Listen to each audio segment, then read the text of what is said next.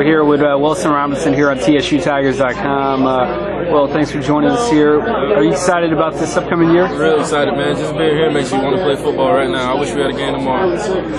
What does it mean to play Florida A&M on your home turf here at LP Field to open up the season against Florida A&M? I definitely remember playing in the Georgia Dome and how much of everything. It was just so many emotions, just the game and the atmosphere. I remember it. So to be able to play the game again and then been the whole, I'm ready. Like I said, I wish we played tomorrow.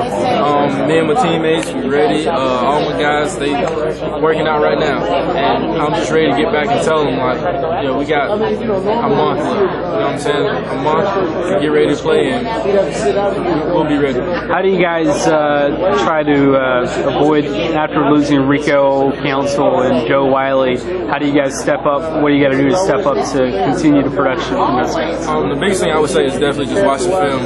Just go in the film room and watch what made Rico and Joe so successful on the field, and just try to take something from it and teach the man next to you. You mentioned your excitement. What are you most excited about this upcoming season? Playing in the hole. I mean, that's the only thing that's in my head right now.